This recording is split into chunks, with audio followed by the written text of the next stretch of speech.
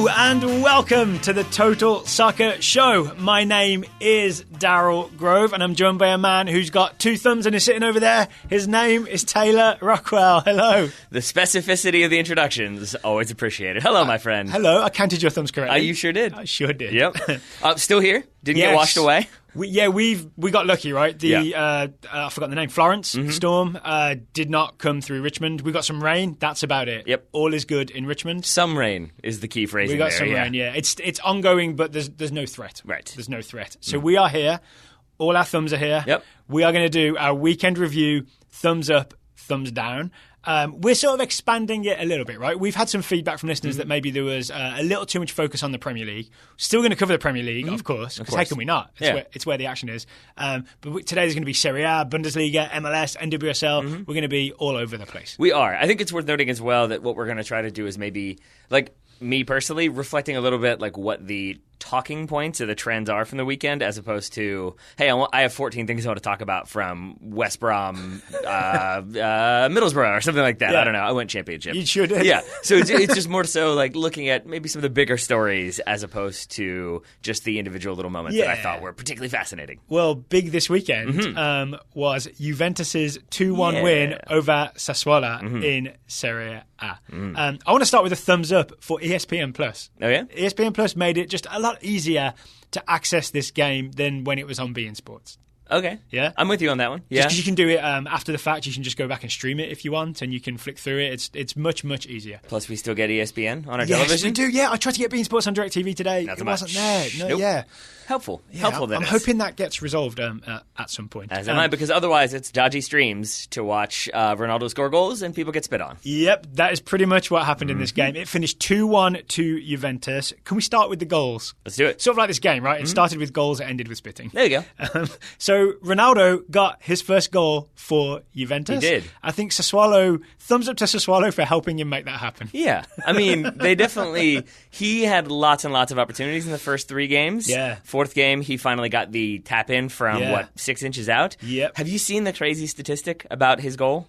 Is it that it's identical to his first goal in La Liga in terms of the 4 games and 28 shots? You got it exactly. I did that with no notes. There we go. Yep, that's the same. So he gets that goal, and it really is. It's a tap in. If you want to talk more about it, we can. Yeah. But I love the fact that it felt like he had all this pressure, and you could tell it was really weighing on him. His celebration indicates that he was very happy to score. Big grin. And it does feel like his second goal happens because he scored the first one. Just that his second one was so textbook Ronaldo from start to finish that it was sort of like after the first goal, he was like, oh, yeah, right, I'm Ronaldo. I score goals. And then he did exactly that. To put all this in context, there's a chance earlier on, I think in the first half, because he scores in the second half, right? There's a chance in the first half where he gets a header to a cross, but gets his technique slightly wrong, heads it wide, and he lands on the floor afterwards, and you see him just pound the floor in anger, like Charlton Heston at the end of Planet of the Apes. Yeah.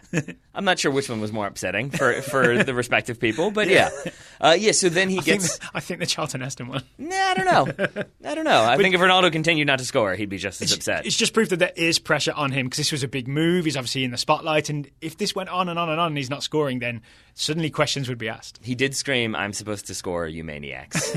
I believe I heard him say that. Yeah. So, I mean, again, unless you want to, I don't really have much to say about the first goal because it's kind of chaos. I think there's a header in there. There's a save. It's bouncing. And he's just like, don't mind if I do. So here's what happens. Bonucci, I think, gets some sort of overhead kick or some sort of strike at the ball. A defender deflects it. Then another defender tries to head it wide, heads it into the post, and it pops up in the 6-yard box where Ronaldo is happily waiting. So then Ronaldo gets himself on the score sheet. He does. As you said, second goal is much prettier. Yes. Much more textbook Ronaldo. Is that the phrase you used? And there's a lot of build-up to it, but I just want to go straight to the goal because it's basically he receives it left side, Juve on the break, and it's 2 touches and it's in the back of the net. And this is what I mean when I say it's textbook Ronaldo, is that the ball comes in, he's on the left-hand side, and I think a lot of strikers would be tempted to wait for the ball to go across them. They receive it with their left foot, they shoot with their left foot. Or they receive it with the left, they take it back onto the right to shoot. Yeah. Ronaldo, first touch outside of his right foot, but still puts himself in a perfect position to then shoot immediately with his left foot. And it's just that little moment of, awareness on the break to know exactly how to take the ball with the outside of a foot to set up a shooting chance. That's that thing that I feel like now that he had the goal, he could relax a little bit and remember the basics and the mechanics, and he gets a second goal. It feels a little bit like there's a couple of cracks in the dam, and now the goals are going to flow. I have floodgates are open. Yeah. Yeah, I have that in my notes. We should say one man who gets credit in the build-up to that Ronaldo goal is Douglas Costa, who had come off the bench. He was playing. So I want to talk a little bit about Juve's formation to accommodate Ronaldo, because they've been moving him around a little bit, right? They started him at centre forward. They played what I thought was essentially a 4-3-1-2. Yep. The one attacking midfielder was Dybala, and the two left and right was Ronaldo and Mandzukic to begin with, and they were almost like centre forwards, but they both were allowed to spread wide, and then Dybala would poke through the middle. And then Douglas Costa replaced Mandzukic and did that, which actually explains why Ronaldo was in that left forward position to score his goal. I think it suits him because he gets to do a bit of that wide play, but also plenty of room to come inside. And having a Dybala is always helpful. I mean, yeah, a little bit. But I think that's what we've seen from him. When he has another striker to sort of play off of, partner with, maybe do some of the dirty work, so that leaves him open to get the shooting opportunities. That seems to benefit him more than maybe being that lone target striker. Yeah, so that's working for him. Douglas Costa came on to partner him, and he had a great sort of touch and hold up in the breakaway, drew people into him. There's a square reverse It's like a reverse pass, yeah. I love that ball. And he doesn't set Ronaldo away, right? Someone else then, I can't remember who it is who plays it on. He has the MLS assist for it. He has the MLS assist for it. And that was definitely the highlight of Douglas Costa's day. Yeah, I'd say so. What this game is now known for, possibly even more so than Ronaldo's first Juventus goal, 100% more. 100% more, is Douglas Costa spitting in the face of Federico Di Francesco. Yep. Okay. I was just waiting for you to collect yourself before we move on. I'm not even sure where to go with this, except to say, one, don't do that, because it looks really bad. He got sent off for it. No, it is. I think Alexi Lalas tweeted about this. Several other people did as well. It is I feel like one of the vilest things you can do, because it's, if you hit somebody, you hit somebody. I don't know. That to me, it then invites a physical altercation if that's the way it's going to go. Spitting just feels like such an insolent, I'm going to try not to curse, but just a very bad approach to things. I understand that there may have been extenuating circumstances. Still don't think you need to spit in someone's face. Well, let's talk about the context. Sure. Douglas Costa has apologised to Juve fans and teammates and his coach, specifically not apologised to Di Francesco, and he said, "You don't know what he said to me." Right. So there's definitely a possibility that Di Francesco said something that was very extreme. He added, the part that really confuses me with the quote is that he says something along the lines of, you all don't know that I've been awake before 6 a.m. since I was 12 or something like that. I'm assuming the implication was that he was called lazy and probably another word in there. Again, allegedly, theoretically, that's what he alleges, at least. So it seems the spit was in response to something Di Francesco said. But there's a lot more build-up to this, going back about 3 or 4 minutes at least, right? The spitting incident and whatever Di Francesco said is an escalation of what starts when Douglas Costa has the ball and is dribbling at Di Francesco maybe 3 or 4 minutes earlier. We think so. I mean, it does feel like it's a lot of little moves that lead to a big moment. And it starts, I think you pointed this out, with Douglas Costa out on the right-hand side, and he basically does the Neymar thing of he has the ball at his feet, and he's just standing there. Di Francesco comes up to defend him, and Douglas Costa just doesn't move, and it's sort of like, ball's in your court, man, do whatever you want to do. Daring you to make the first move. And you're 2-0 up at that point as well, so they have to come get the ball. So Douglas Costa's just like, hey, I'm going to stand here. Then he gets around him. I think gets a cross in that's cleared for a corner. From that corner, it's played short, and Di Francesco basically goes out to defend Douglas Costa again. This time, I think with that kind of stand-up, a little bit of embarrassment in mind, really puts a body into him. He really does, right? And he maybe makes contact with Douglas Costa's face. I would say he does not. With an arm. Maybe. I won't go that far, because it felt to me like this was a moment when... Well, sorry, I interrupted you. Do you want to lay the whole scenario? Just as part of a pretty tough, but I think fair tackle from Di Francesco. I think there is some contact between arm and at least upper body area.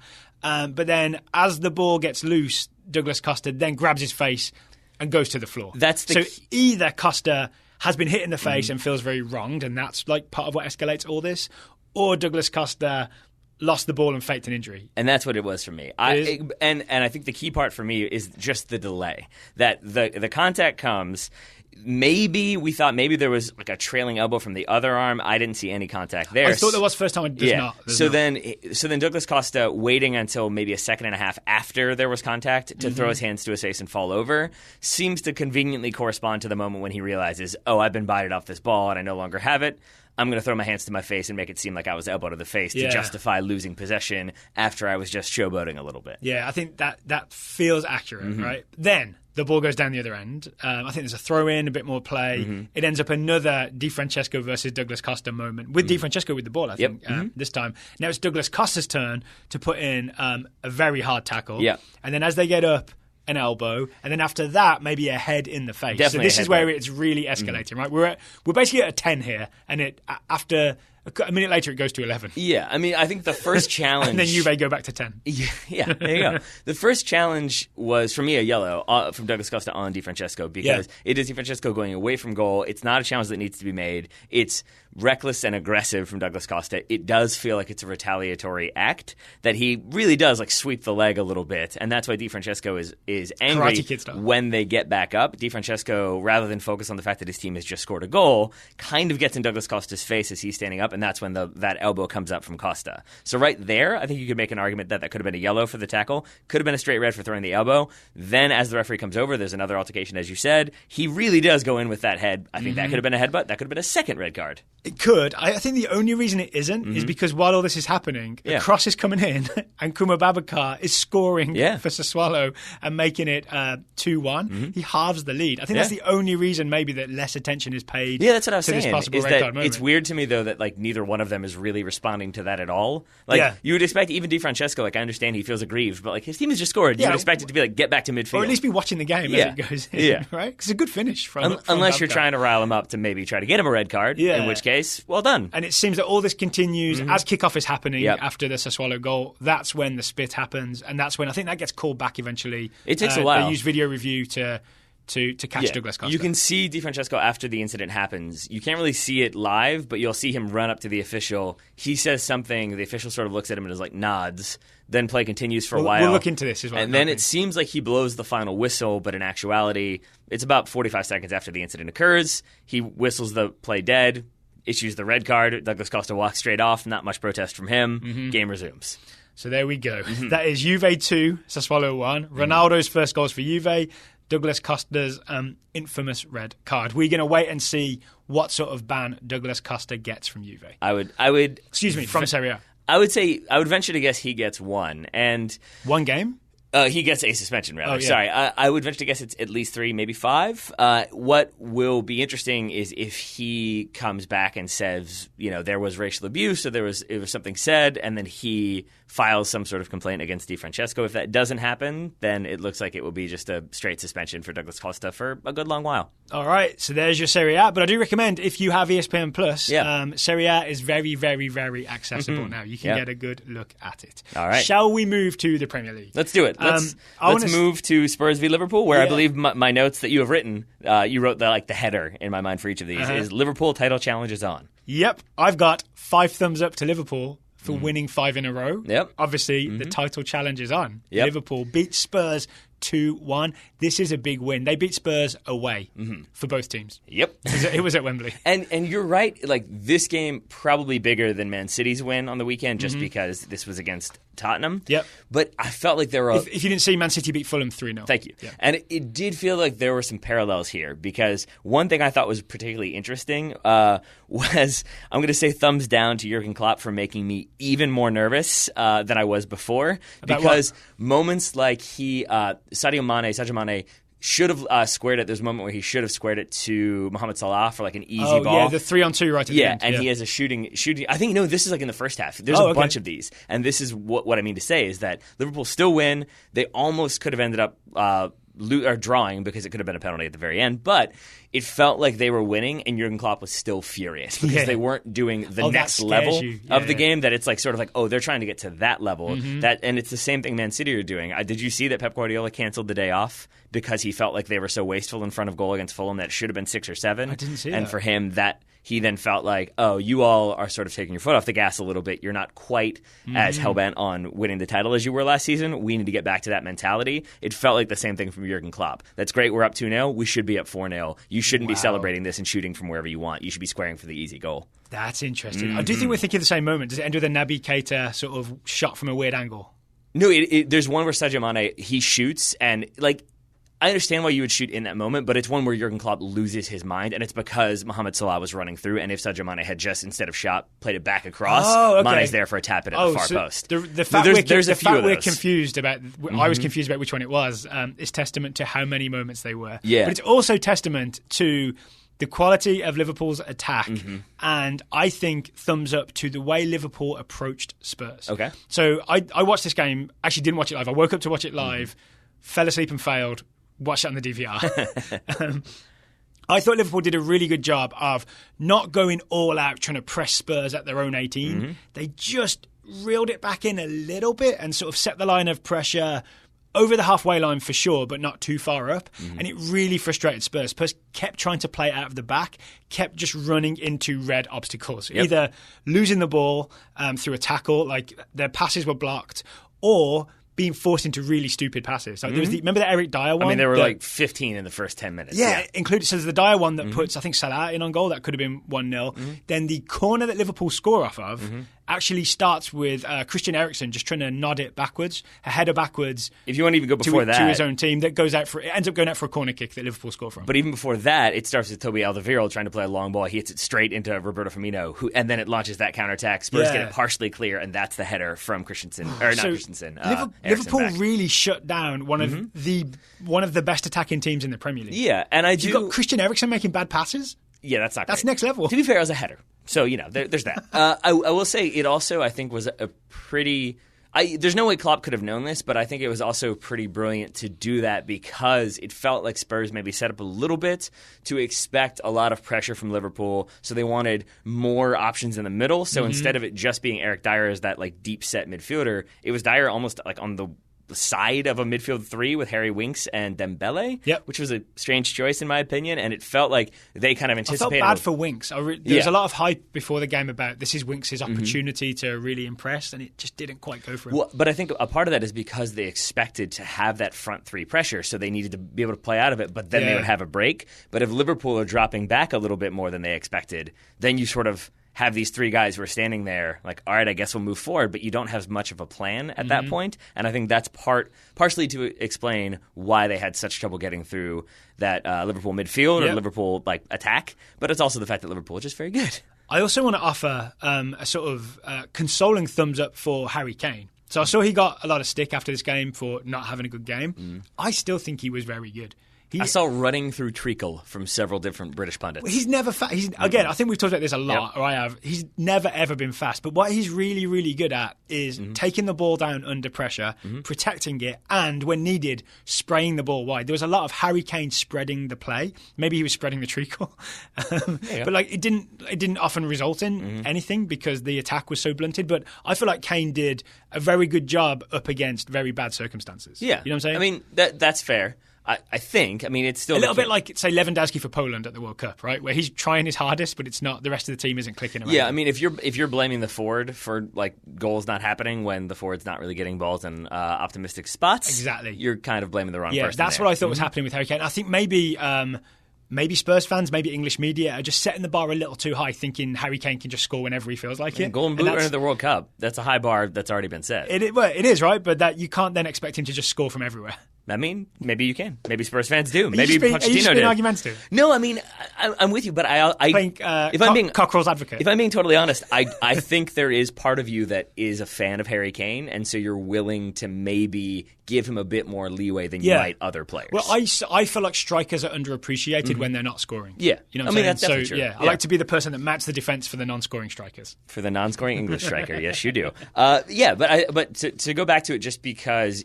strangely, I don't know why, but it feels like most of the coverage I've seen, some of the podcasts I've listened to, some of the articles that have been written, it felt like it was more Spurs lost this game and not Liverpool won this game. And so I do just want to say one more time, like, I know it's too easy to just say, like, Jurgen Klopp has got this figured out. But just little things, like Jordan Henderson, back, ready to play, doesn't start. Fabinho, still not playing. And it feels like he is bringing players in. There are things in reserve ready to go at Liverpool. And when they're ready, he's not forcing Fabinho in, and then Fabinho makes a mistake because he's not quite ready and doesn't quite understand. And then suddenly, this guy never should have been bought, and it's a huge mistake. Like, you're giving him time to adjust. Yep. And then they hit a new peak when they bring in these players and reincorporate them. Look how great James Milner was in this game. And think about Alex Oxlade-Chamberlain. Yep. Such a weird signing at the time. People felt he was brilliant last year. When he gets back from injury towards the end of the season, that's going to be this really nice piece that Liverpool can add to the midfield for the last, 3 or 4 months of the season. Yeah. That's going to be huge in February or March or whenever it is. And I'll give credit where credit is due. I believe it was Football Weekly we're talking about. The big one is Andy Robertson. Robertson, right? Left back, yeah. I always want to call him... I always have hesitation about Robertson versus Robinson. It's one of those, like, I know it's Robertson, and I'm still like, but is it, though? I get nervous. But he's one who, when he was first signed, they were still starting Moreno instead of him. And there was all this, like, why would you sign this guy? Is he not good enough? Can he not do it? You're saying they eased him in. And you slowly bring them along, and now here they are. Yeah. So it just feels like Jurgen Klopp... I don't know. Again, I don't love saying this as a Man United fan. It just feels like that team has really bought in and have reason to do so continuously. All right, let's talk about one more Premier League team Sure. before we take a break and then maybe skip around elsewhere. Sure. The other team that has won 5 out of 5, Chelsea Football Club. So Chelsea beat Cardiff City 4-1. They're both 5 for 5. Do you know how I knew that they won this without me even seeing the game? Because my friend Matt texted me 105 points. He won't stop doing it. He thinks won't... Chelsea are going to get 105 yeah, points. I mentioned this on the last review, that every time Chelsea win now, he texts me 105 points. That's his goal for the season. I mean, I like his optimism. Every time. But I appreciate that because it drew my attention back to that game, which allowed me to spot a moment. I really think this is what's happening here. There's a moment when Mauricio Sarri, it's just the way he holds his hand over his mouth for a second. Yeah. It's the way you smoke a cigarette if you're trying to be discreet with it. And he definitely, when he moves his hand away, there's a little white thing in his hand. Yeah. Maybe it's like an e-cig or something like that. So then I Googled. Maybe he's practicing to do the Dele Alli, I think. It's possible. But then I Googled, was Mauricio Sarri smoking on the sideline in the Chelsea game? And I don't know if he was for this game, but he definitely was against Newcastle. He had a cigarette in his mouth against Newcastle. Yeah. I don't know if they're lit. He might be doing that thing where he knows he can't light it, so he just has a cigarette in his mouth. I've seen people do that. Yeah. And it maybe just satisfies the oral fixation. Yeah. I know there were the stories previously about Chelsea were trying to look into establishing a smoking section for him during a game, but it was just still that moment of like a little bus stop that you could wander into. Yeah, you just the put ones him you see at the airports. Plexiglass booth, and he just tank. goes in there. Yeah, perfect.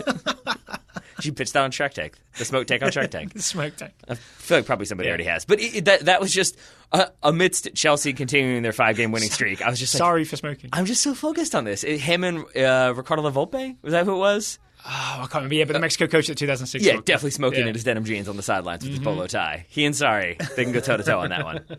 What do you think? It's some Nicorette sponsorships for the two of them. All right, let's clear the smoke Sure. and talk about the game. Okay, fine. If we must. I want to give a thumbs up to the duo where you don't pronounce the D's. Okay. Eden Hazard, Yeah. Olivier Giroud. Uh-huh. They were a combo in this game. So Hazard gets a hat trick, right? But two of the third's a penalty. 2 of the 3 goals are a link up between Hazard and Giroud, and I think this is the key for Chelsea. Yep. So they move the ball quickly, right? The thing under Sarri now is they pass, and move really, really quickly. Maybe they rival Liverpool for the speed of their play. It's kind of exciting. But there's some great moments where it's like Hazard drives and Giroud sort of has his back to goal and can lay it off for him. Yep. The first goal, I think, doesn't Hazard fake receiving the ball, lets it run to Giroud and then runs off him, receives it and scores. The second one, there's more going on, but it ends with Giroud sort of sticking his leg out and redirecting it back to Hazard for a quick sort of 1-2 inside the area. I think this is a really nice combination. I think so too, and it also it continues the trend that I feel like has been established of Olivier Giroud. First of all, not having his D pronounced, got that one down. We heard about that a lot, or at least I did. But secondly, kind of having this renaissance of the dynamic uo. That's what I should have said. Perfect. But Olivier Giroud having this sort of renaissance of, I don't have to score goals. And it is the case that if you're setting up all the goals and you're really the one that is drawing in defenses and then allowing other players to run off of you to get the goals, coach is going to be very happy with that and will be more than happy to continue to have you start. And it seems like Giroud has bought into that and is just more than happy when his teammates score. Because he's silkier than your average target man as well, right? So he's very capable of like receiving it, controlling it, and laying it off in not just roughly that direction kind of way, but in a I'm going to set you up to score kind of way. It feels like a Crazy Pills moment for him too, where he's just spent so many years being underappreciated and like shunted off to the bench at Arsenal for periods of time. With France, he always is a source of criticism. Even like at the World Cup final, it was still like, but is he good enough to be starting for France? As he holds a trophy in the air. Exactly. Like, but should he though? Should they have gone with him? And so it just feels like this is his moment where he sort of is like, see, I wasn't taking crazy pills. I'm very good. I should have been starting. So Chelsea have the same number of points as Liverpool, 5 wins out of 5, so 15 points, 4-1 to Chelsea. I just want to give a quick shout out, quick thumbs up to Sol Bamba. His afternoon went badly in the end because he gives away the penalty kick, but he scores the first goal for what I'm calling the Sol Bamba offside trick. So thumbs up to that. Have you got a memory of this goal? I remember like he ends up getting around the defender and puts it in with his foot. Yeah, so what it is though is Cardiff have a free kick like on the right hand side and everybody's lined up on the edge of the penalty area, but Sol Bamba just stands 5 or 6 yards beyond them, fully offside. And everyone's a little bit like, What's he doing? Cardiff cross it like to the far edge of the line of people. And then by that point, everyone's dropped a little bit and they've caught up to Bamba. It's Morrison heads it down and Bamba's not quite open, but he's in a scoring position because of his offside tricks. This is a Neil Warnock trick that he's brought it with him, and Sol Bamba's bought into it. Indeed. It's a really smart run. Like, he does have to make a run to get there to put the ball in the back of the net. But you're absolutely right that because he's standing 5 yards offside, no one's marking him. And so if you mark him, then you break the offside trick, right? Even if you acknowledge, he's there, I'll pay attention to him when this ball comes in, you're still not really going to be paying attention to him the way you would be if he was standing right next to you at the top of the 18. Exactly. Clever. It also feels like the way he celebrated, he ran straight to the bench. I don't know if it was to celebrate with Neil Warnock, but it was somebody on the bench. I noticed that as well. It wasn't Neil Warnock, so it may be someone who designs the set pieces. That would be my guess. And I'll be honest, I thought of looking into it, and I just thought... Felt like a whole thing? We're just going to assume that he celebrated with the set piece designer. Well, you know what doesn't feel like a whole thing, Joe Grove? Is it buying tickets for SeatGeek? Or I was going to say attending a DC United game, but yes. Yes, buying tickets with SeatGeek. That's right. What is SeatGeek, Taylor? SeatGeek is the greatest website of all time. And the greatest app of all time. There you go. Yes. If you are looking to buy tickets to live events, be it singing, comedy, you're going to do this again? Drama, you're going to do the list? Soccer. You haven't learned? Hockey. All right. Other things. Drama, soccer, hockey, other things. Outstanding. Ice right. or field. I went to the SeatGeek app today. I saw that, just saying, people of the Northern Virginia, D.C., Maryland area, you have some options coming up. You could spend $144 with fees to see the Redskins play the Green Bay Packers, or for $47, you could see DC United play the Montreal Impact. That is 7th place in the East versus 6th place in the East. So it's basically that final playoff spot. This goes a long way towards helping decide who gets that. Interesting. So if you wanted to maybe pack that atmosphere, give it a really good home vibe for DC United, who are going to be needing those points, you could do that. And you could do it for much cheaper than attending a Redskins game. You could just say even $20 off the price you just listed. You sure could. With the TSS discount code. I would prefer to use the code for maybe that game against NYCFC, the Total Soccer Show Cooligans Derby. I like that one. Is it what should we call that? The World Cup Comedy Tour Derby? Sure. I think maybe then the Galaxy have to be in there too for Michael. But yes, otherwise that works.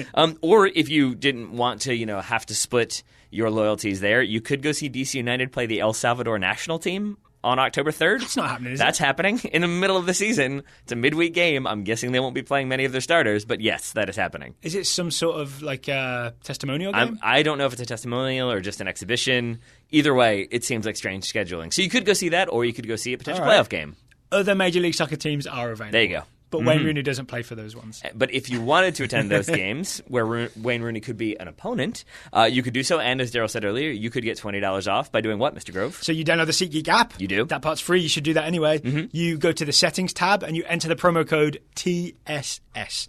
TSS. If you do that, then your first SeatGeek purchase, you will get $20 off the price of that ticket, even if it costs less than $20. There we are. Yeah. So thank you to SeatGeek. SeatGeek, life's an event. We have the tickets. I did want to say before I move on, one thing I wanted to mention about Mauricio Sarri smoking one more time is I have a theory. I thought the smoke had cleared. No. It's back. We're back to it only because I have a theory that he only does it when he is super stressed out, like when his team isn't playing very well or they're not ahead yet. He smokes. And I like to think that he is trying to quit, and that's why Chelsea have performed so well this season, is because as long as they're performing well, maybe he doesn't need to smoke as much as he would if they were losing. So I expect him to get 105 points, and at the end of the season, he will have quit smoking.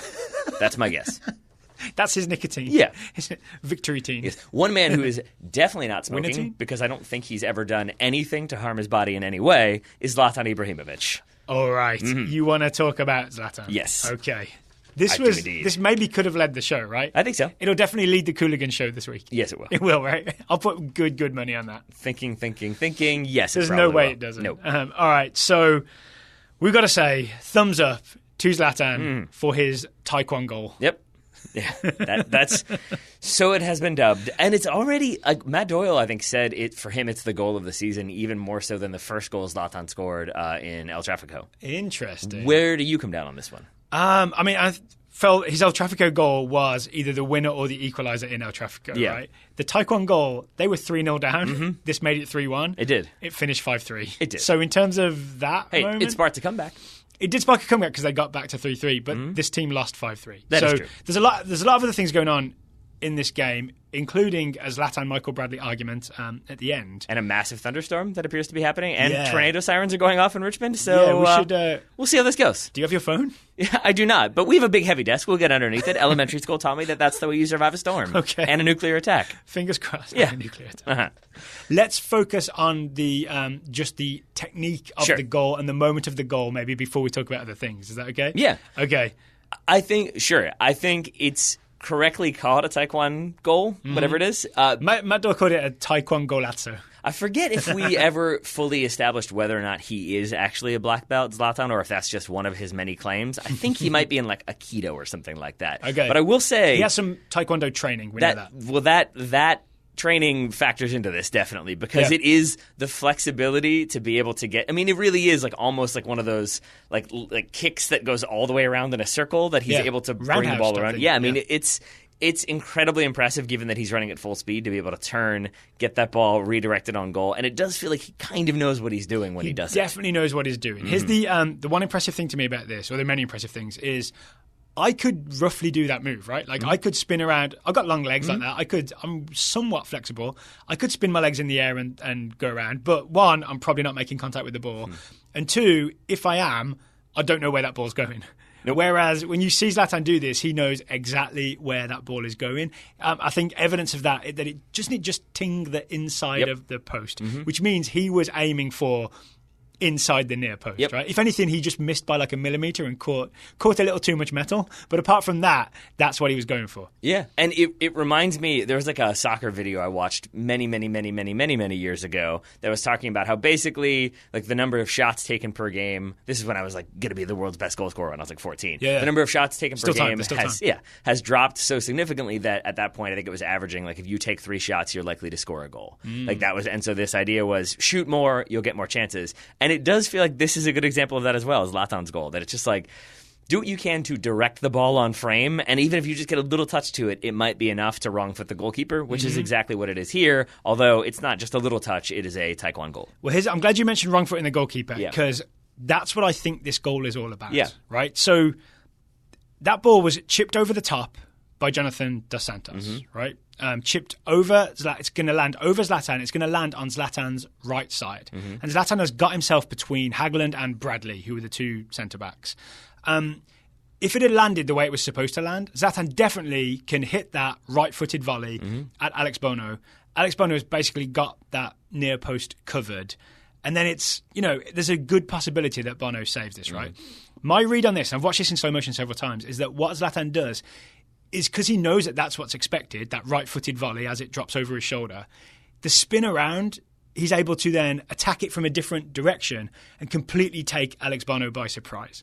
So it's all about misdirection and wrong footing and fooling the goalkeeper by not doing the expected. It's not just showing off your taekwondo skills. I'm going to rain on your parade a little bit because I think one part of it for me is that I think Dos Santos underhits the ball. And so I think he is expecting it. Zlatan is expecting it to go over the top. And I think very quickly, looking back, gauging the trajectory, recognizes, I've already moved forward at such a rate that it's going to fall maybe behind me at this point. So I've got to kind of reach back and help it along. But that, again, is what's so impressive, is it's not just him doing a flair thing. It's not the Mario Balotelli turning and trying to backheel it in on a breakaway. Yeah. It's him sort of on the fly evaluating and recognizing, I've got to reshape my body to get a foot on it. He does that, and it ends in a goal.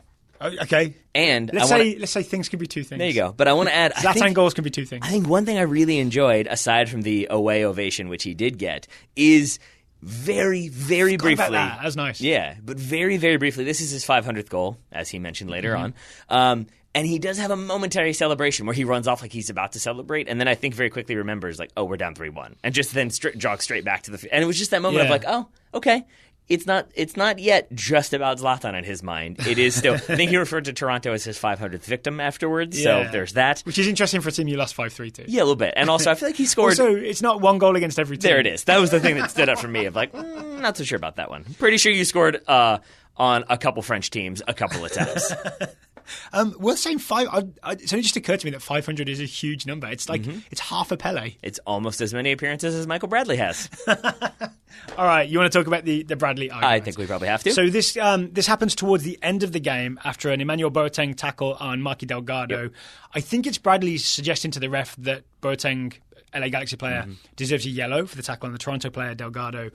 And then Zlatan goes over and gets involved as well. And it quickly turns from both players talking at the ref to it's almost like the ref just steps out of it, and then it's both players talking at each other. Well, it's weird because when I first watched it, it looked like Zlatan was kind of squaring up as like, don't yell at him, don't yell at this referee. Like, you got something to say, you say it to me.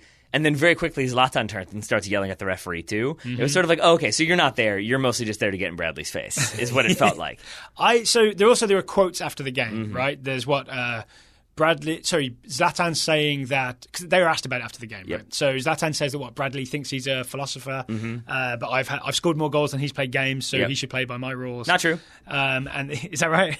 I think Bradley's like 566 games. It's something like that. It's closer, 546. That's also not a fair position to position. It's close enough that Zlatan, I feel like, did background research to know that it was close enough. I think he was on his phone quickly looking at Bradley's appearances. And then I think Bradley also, when asked about it, said, you guys seem really interested in Zlatan, kind of thing. He said that to one reporter. The post-match interview was a good reminder. We've heard this before, that Bradley picks his words very carefully. If you watch this interview, you will get a good indicator. Actually, I haven't. I've only seen the quote. It's like he pauses a lot, and it is clearly not for not knowing the words. It is sort of a like, and so what I think I would like to say, like, he really is thinking it through, because I think he knows, especially in this situation, that quote's going to come back to him one way or the other. So it ends with him basically being like, 1 point's not good enough. We are focused on the results. We need to be better. We're not trying to be perfect, but they won 5-3, right? Yeah, exactly. But I think they're still in a little bit of trouble. I mean, they've definitely kind of played themselves into a hole. So I just enjoyed that part of the interview. It was really interesting to me, though, the way it was covered, because if you were a Toronto fan or a Bradley defender, not many of those, or a Zlatan detractor, it was, no one has gone toe-to-toe since Zlatan came to the league. This was the first time he had somebody kind of go back at him, and he didn't really know what to do. And then the flip side to that is Michael Bradley isn't used to having people going back at him, and this was a moment when Zlatan was like, no, I am Zlatan. So here's my take on it. The Zlatan quote about he thinks he's a philosopher is very quotable, because Zlatan's very quotable, right? And then the fact that it's Bradley gets people's attention, because there's a weird, like, half of the people think he's a villain because the US didn't qualify and somehow that's all his fault thing going on with Bradley. I really just see this as two players protecting their teammates. Okay. Right? Like, Zlatan is protecting Boateng from a yellow card, he's hoping, right? And Bradley thinks he's protecting Delgado by trying to get Boateng booked and making clear that tackle is not okay. And then they just argued about it. And to me, that's really all it is. But then it's just you got one quotable person afterwards, and then the other person is like kind of a lightning rod. Yeah, I think that's probably about it. Yeah, it's just kind of squaring up. They had some words, and we move on. The other thing is, boy, that's some big thunder. It is indeed. So the Zlatan goal is the highlight, right? I watched big chunks of this game. Bradley actually did a very good job of keeping Zlatan quiet apart from that goal. So Toronto set up in a sort of weird, basically a back three, right? It's Bradley in the middle, Hagelin to the left, and Eric Zavaleta to the right. So like basically three centre-backs. And they mostly just contained Zlatan. Like LA Galaxy would send quite direct balls to try and find him. Because of three of them, they would mostly pick it off. So it's interesting to me how you get the Zlatan highlight goal, it really is great, right? We enjoyed breaking it down. I really enjoyed watching it. It's one of those goals where you smile when you see it because it's so inventive and creative. But essentially, Toronto shut Zlatan down for the most part and won this game 5-3. I mean, yeah, but it was 3-0 and then it was 3-3. Like, they still had a big mistake a couple of times. They did, but that wasn't, the two other goals were not sort of Zlatan heavy. What I'm saying is in the Bradley-Zlatan battle, even though Zlatan wins the war of words because he's just quicker on his feet and much more charismatic and quotable, in the actual game, I think Bradley comes out on top. Okay. I mean, I think Toronto certainly does because they get the result. I don't think it's going to be that reassuring to Toronto fans that they were capable of taking their foot off the gas that much to let. No, I'm just talking specifically about the Zlatan Bradley rivalry. But I sense you would like to move on from this. So I think so. Let's go somewhere else. You want to stick with Major League Soccer? Sure. There was, what do they call it? The Atlantic Cup rivalry? Yeah. DC United, something like that. New York Red Bulls. It finished 3-3. Weird game. I'm going to give you my quick overview. Very much thumbs down for New York Red Bulls defending. But thumbs up for Bradley Wright Phillips's weird, calm hat-trick. It's almost like he just knows that every time DC scored to go ahead, it was preordained that Bradley Wright Phillips would equalise. He just didn't even look like he never thought it wasn't happening. I think I'm just going to give thumbs down on the whole to defending, basically. Okay. And I think that maybe plays into the way I was perceiving Toronto LA as 5-3. This one being 3-3, it's a lot of bad defending in this game. Not taking anything away from some of the goals because some of them were beautiful. The overhead kick from BWP, not necessarily beautiful, but well done. Yeah. But it was still just a lot of bad defending that allowed these goals to happen. Do you want to pick some out? I mean, I've got all kinds of examples, but I'd invite you to go first. I mean, I would say O'Neal Fisher getting megged for Bradley Wright Phillips second. Bradley Wright Phillips has the ball at the top of the box. It feels like he's always going to shoot. O'Neal Fisher tries to stand him up, but doesn't shape one way or the other. He literally stands with his feet shoulder length apart, and it's like, what are you going to do? And Bradley Wright Phillips shoots it through his legs. And gets a little deflection on the way, a deflection, right? So he wishes he got megged, because maybe that would have been harder to say. Yeah, and maybe I'm looking at this from a DC perspective because I'm a DC fan, but there's that. I think O'Neal Fisher gets bodied. I forget who it is. Alex Moyle bodies him, and then basically is able to get to the end line, cross it back for the third goal. Oh, that's a great touch from Alex Moyle to bring that ball down. It is, but it's also it's an amazing touch. It absolutely is. But it's clear to me that O'Neal Fisher just thought there's no way he's bringing that ball down. And when he did, Fisher then over-pursues and kind of has to take a bad angle. And that leaves some problems. And even the first goal, it's Bill Hamid kind of spilling a ball that I guess maybe he saw late or maybe he just reacted too poorly. I don't know. He pops it up with his knee. Yeah, it's an odd. But it was just a header back across. He should have been able to collect that. I mean, that's just me looking at DC. Certainly, there are problems from New York. I don't know what Aaron Long was doing for one of those goals. All right, so since you did the DC defending, let me do the New York Red Bulls defending. And I'm pointing fingers at first Tim Parker and then Aaron Long. Okay. So for Wayne Rooney's goal, it's a cross that comes in from O'Neal Fisher, I believe, from the right. Tim Parker is definitely taking up a position all right, Rooney's definitely going to take this. Rooney's hips are facing towards the near post, and I think Parker's basically positioned himself for, all right, this ball's going to come in, Rooney's going to take a touch, and then I'll close him down. But instead, Rooney does this thing where he lets the ball come across, and with his left foot, opens up his hips and redirects it to the far post. And it really, I keep watching it, I'm thinking, this just looks like a move that Tim Parker's never seen before. Yeah. He just assumed that the basic thing would happen, not realising that Wayne Rooney's capable of these very subtle misdirections that completely fooled him. Yep. And now it worries me that Tim Parker gets called up to the US men's national team because he should know better. I mean, he didn't play very much these last couple games. Yeah.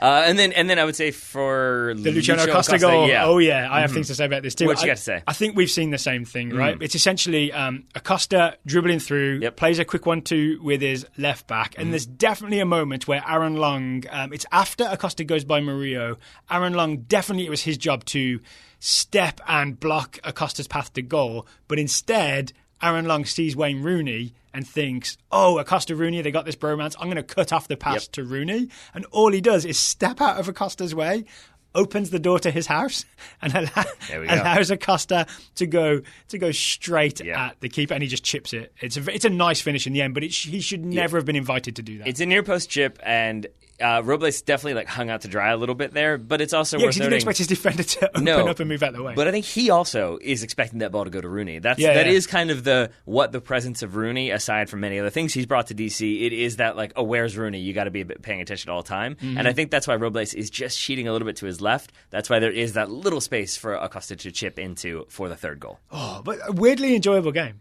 Absolutely. It was really strange to me to watch. I didn't watch this live. I watched the extended highlights. Okay. And it was strange to me to see a DC game end 3-3 and have like DC should have won this game, not just because there was some bad defending. Oh, Rooney had a couple more chances. He hit the post on one. He hit it right at the goalkeeper on one.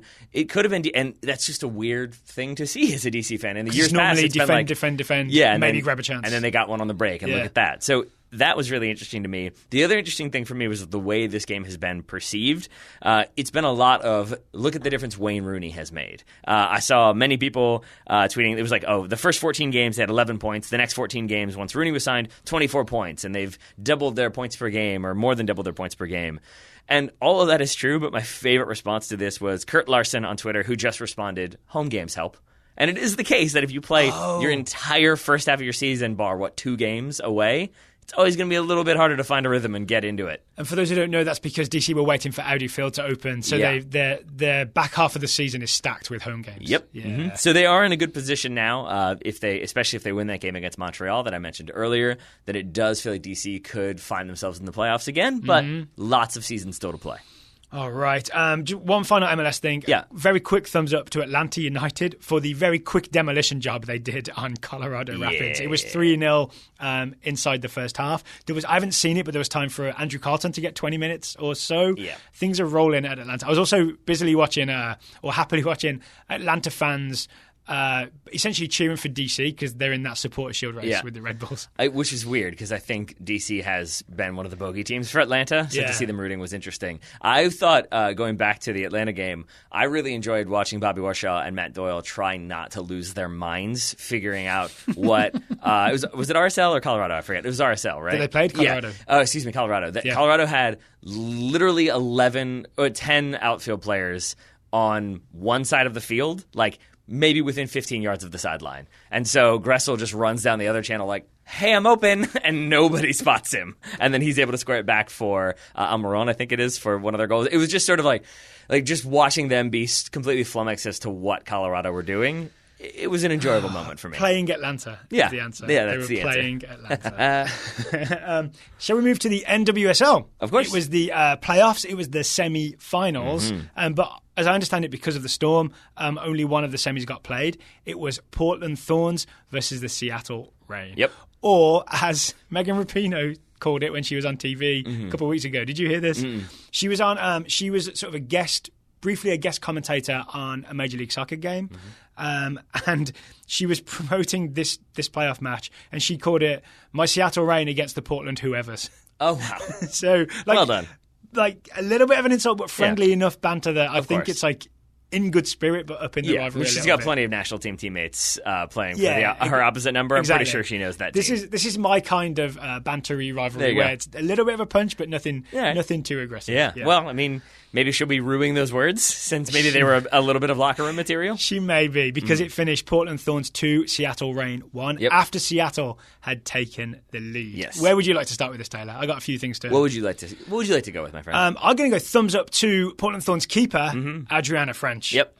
Who made 3 incredible saves when it was Seattle up 1-0. They really could have put the game out of reach. She had 2 full stretch saves that I think of as like iron hand saves, where some goalkeepers just get a palm to it and the ball drops and then you're in danger. But with French, she has this technique of really propelling the ball far, far away from goal every time she manages to get a hand to it. And one where she sort of did a full body sprawl in front of Rapinoe to block her on the line. And the only way French was beaten was Rapinoe tried an Olympico from a free kick that hit the bar and then it bounced loose to someone else. So, French absolutely keeping Portland in it when it was only 1-0. Then they go on and win 2-1. It led me to have the question, why is Adriana French not the US women's national team goalkeeper? More than that, why does she have 0 caps for the US women's national team? You know why I'm smiling, right? You're smiling because you did an interview with Steph Young where you talked about this, and I did not hear that show. Yeah, so I enjoyed your tweets I'm very sorry. So I'm late to the French party, but I'm very much all in on the French party. Yeah, it's been an ongoing source of controversy and frustration, I think, for a lot of U.S. fans. Because it has been Alyssa Nair has been the number one. I think Jill Ellis wants to give her, that is the consensus opinion, that Jill Ellis wants to give her all of the minutes to put her in a position to be at her best when it comes to qualifying in the upcoming World Cup.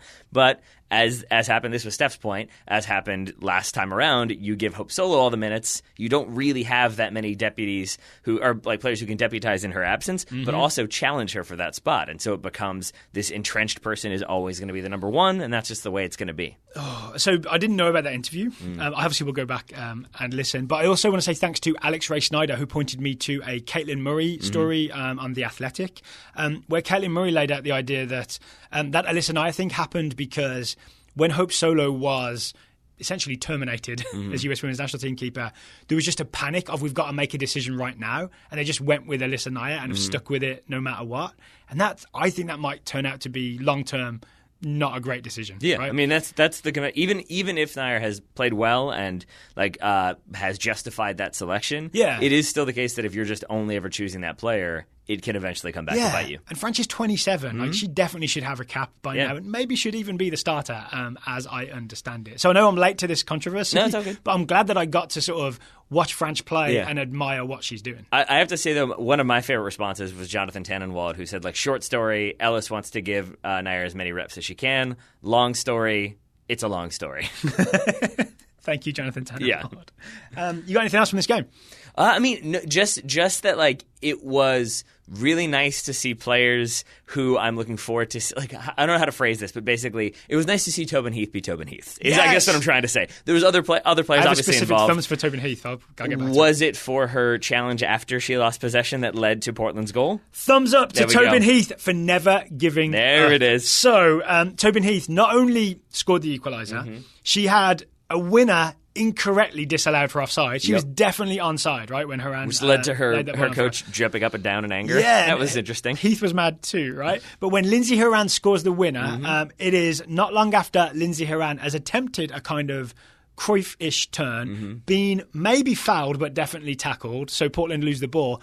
Tobin Heath comes sprinting, charging back from the forward line to hustle and put a challenge in and pop that ball loose again, which restarts the play and leads to the cross from, I believe, Sinclair for Lindsay Horan to head home the winner. Yep. So I always love the idea of, I keep thinking of Tobin Heath as, Tobina, and she's just all these skills and flicks and weird tricks and stepovers, and she's a magician. But also, you always forget she's got that hustle. She's tough. She's tough. She's tougher than she looks, right? Because she looks like skinny and dribbling. You think maybe there's not much to her, but she's got the hustle and the toughness. I would never think that of Fabinho. How dare you? How dare you? But I think Lindsay Horan as well impressed me. Even that Cruyff turn, maybe fouled, maybe not the best time to do that, because it does leave you vulnerable to a counterattack. But I still like it. I still like trying stuff, and she's clearly doing that to get into a position to either shoot or find an opponent who's in a better shooting position. It's not I don't want to be at fault here, so I'm just going to drop it back and recycle possession. It feels like she was trying stuff on the day. And didn't Lindsay Horan have the assist for Tobin Heath's equaliser? I think she dribbles through the middle and players gather around her, and as they, that thing that great players do, as when they close in, that's the moment to release because you've got everybody sucked in. I think Lindsay Horan does that for the goal. There you go. I also saw a tweet, I can't remember who it was, but it was a US Women's National Team teammate who said after the game, simple tweet, she's a Horanimal in the box. Terrific. That is my response to your vague tweet that is vaguely pun as well. It's fully pun. I just couldn't remember who the player was, and I apologise. So Portland 2, Seattle 1 in the semi-final. Portland go to the championship game. They will face either North Carolina Courage or the Chicago Red Stars. That game is now going to happen Tuesday night. No disrespect to North Carolina Courage, but they did not come to our live show in Chicago, so let's go Red Stars. So we'll be supporting Danielle Colaprico and New Zealand's own Rosie White because they came up on stage. I feel like you had already made that note. I there we go. You already knew where you're going with that one before I did. I've also written, even though during the show they were definitely watching the US Women's National Team play on their phones, they still came on stage and gave a good show. They absolutely were. They absolutely did. Where else would you like us to go? I think we're going to go to Germany, because why not? Because as long as we're talking about national team players, we may as well talk about John Brooks. His Wolfsburg took on Hertha Berlin. John Brooks, by all accounts, again, this is not one that I watched live. I've watched all of his individual moments, thanks to Y-Scout. We like that one very much.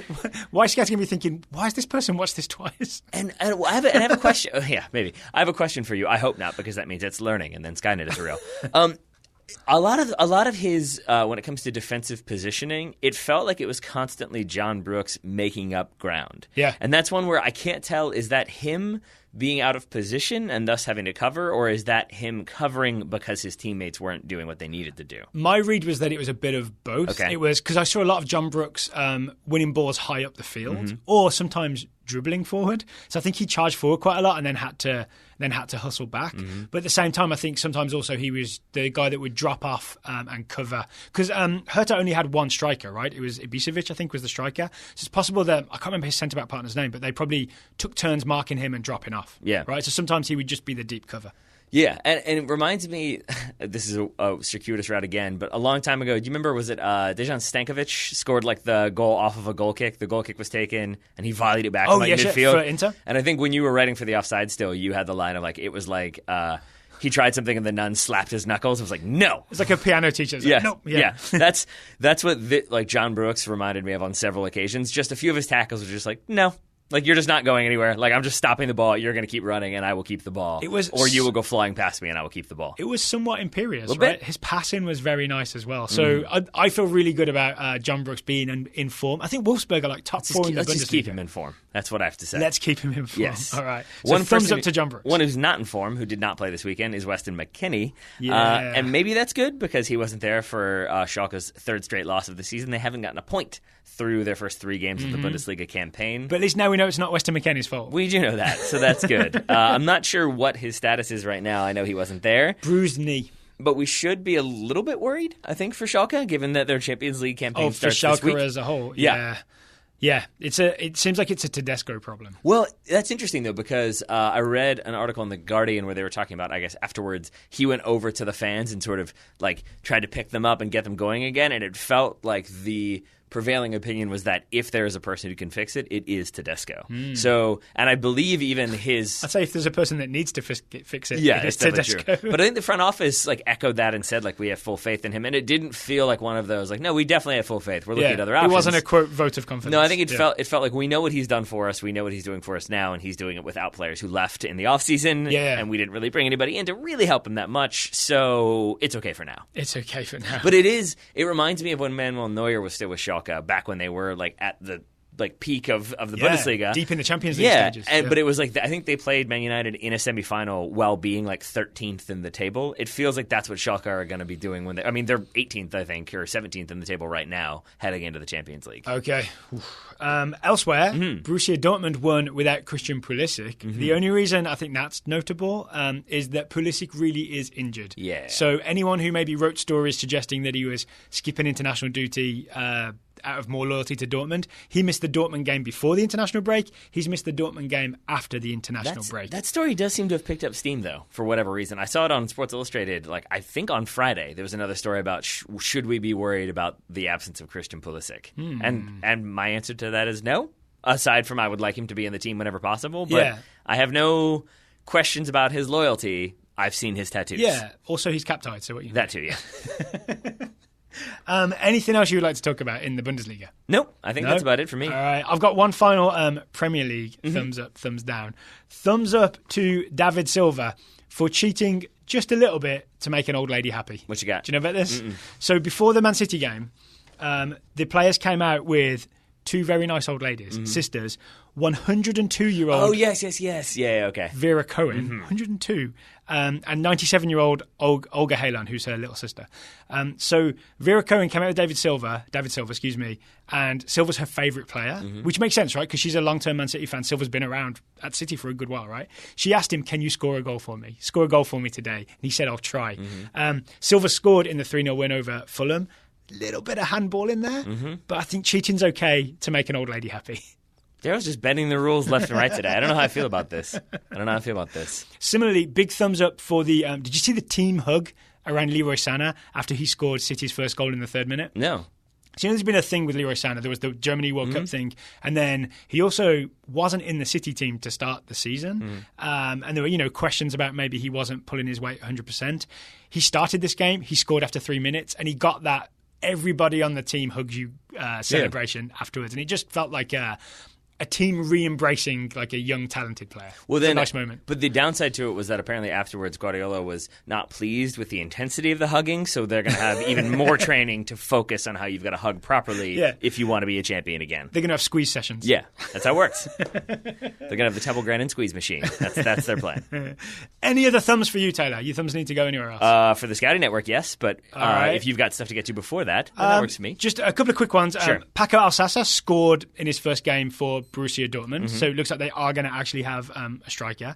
And thumbs up to Ousmane Dembele, who scored the winner for Barcelona against Real Sociedad. I was thinking back to your interview with Graham Hunter, excuse me, and just thinking about how I know he put so much emphasis on they need to make this work with Ousmane Dembele. So basically your focus with these two was on the Dortmund to Barcelona pipeline and vice versa? Yeah. Okay, cool.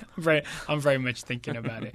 Before we move on to Scout Network, should let people know Champions League is back on Tuesday, but there's all kinds of changes, right? The kickoff times have changed, and the channel you can find it on has changed. Yeah.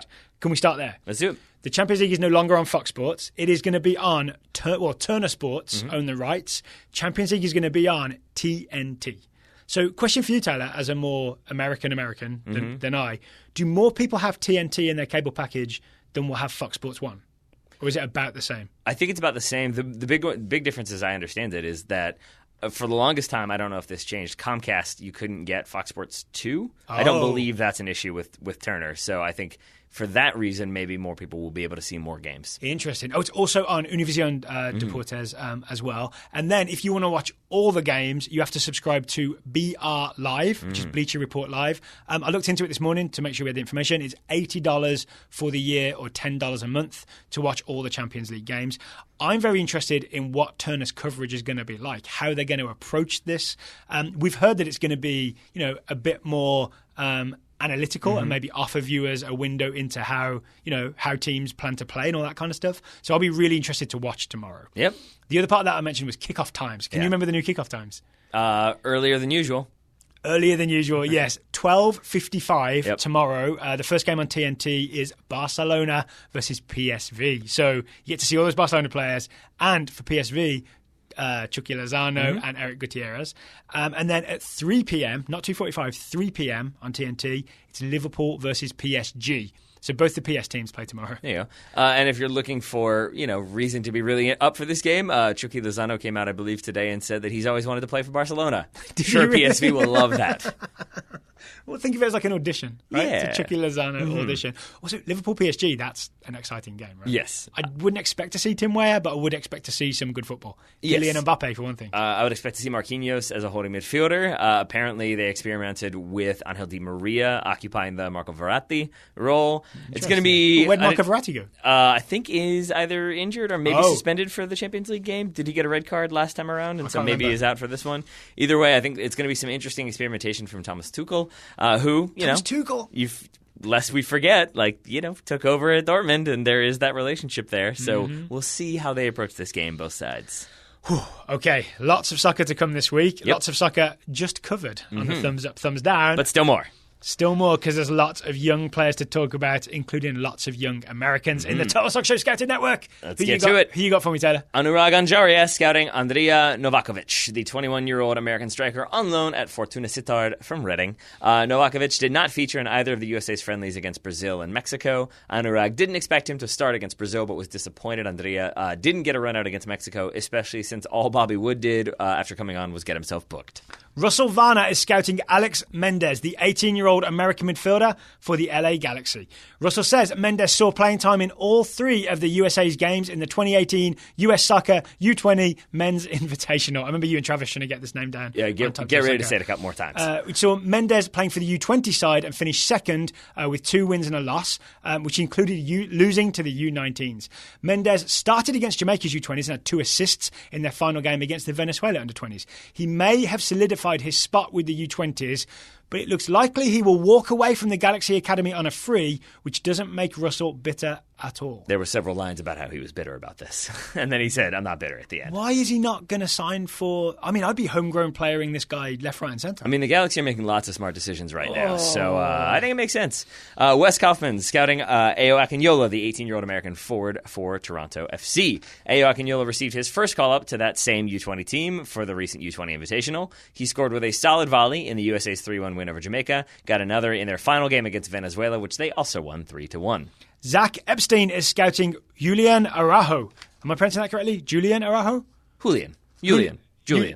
Julian is German, right? So let's go Julian Araujo, the 18-year-old American right back for the LA Galaxy. Last Tuesday, Araujo subbed on at the start of the second half in the US U19's 4-1 drubbing of Jamaica U20s, a.k.a. the Baby Reggae Boys, at the recently completed US Soccer U20 Men's Invitational. In the 74th minute, Araujo, playing right back, picked up an assist with a cross-field pass to left winger Yuli Yanez, which Yanez finished nicely. Araujo's Paul Scholes-like pass drew a lot of praise, and the U19s went on to win the tournament. A lot of LA Galaxy players named there. Slightly disconcerting for the upcoming U20s, given that the U19s won the U20 Invitational. We'll see how that goes. In the meantime, Jolyn Gilly scouting Matt Bonswell, 16-year-old English left-back for RB Leipzig U17s. RB Leipzig, all about young Englishmen. Matt has played 90 minutes in each of the last 5 matches for RB Leipzig's U17 team since arriving from Nottingham Forest over the summer. He also provided some great overlapping runs up the left flank for the England U17s over the international break. Taylor Makaria is scouting Ademola Lookman, the 20-year-old English winger for Everton. Taylor says Ademola Lookman is still with Everton after they rejected RB Leipzig's final offer of £25 million. He got limited minutes against Huddersfield but failed to impress, and Taylor is concerned his career may have stalled a little bit. In other news, there are rumours that Lookman could still file a one-time switch, play for Nigeria, since he has not yet been capped by England. Daryl doesn't like that one. Daryl doesn't like that one at all. It's just a lot of uncertain future things for Ademola Lookman. Yeah, I'm sure he doesn't like that so much either. Joey Meringue scouting Ethan Ampadu. Ampadu? There we go. Ampadu. 18-year-old Welsh midfielder defender for Chelsea. I don't know if I trust an Englishman to tell me how to pronounce a Welsh name. Good to see the young fella get 2 runs with the... wrong one. Ethan, who turned 18 on Friday, was man of the match in Wales' 4-1 win over the Republic of Ireland. Ethan played on the right side of a midfield 3 and generally played as the more defensive midfielder. Nevertheless, he managed to pick up an assist for Aaron Ramsey's goal after picking the ball off Jonathan Walters. Oh, we covered this in the Nations League. We did. Right? I noticed Joey doesn't mention what happened to Ethan Ampadu in the other Wales game. No need to. Ryan Kay, we know who you are, don't try and hide your identity, is scouting Bruma, the 23-year-old Portuguese Ronaldo for RB Leipzig. Isn't there already a Portuguese Ronaldo? Now I understand why you went anonymous. Ryan Kay says, good to see the young fella get 2 runs. Oh, that sounds familiar. With Portugal. Very funny. He showed considerable stones wearing the number 7 shirt in the absence of less notable Portuguese attackers. He got the hockey assist against Italy when his cross was deflected to Silva, who netted on a textbook deflected shot. Bruma clearly has what it takes to be a Euro champ. I guess deflected shots will do that. Jeff Martman scouting Reece Nelson, 18-year-old English midfielder on loan at Hoffenheim from Arsenal.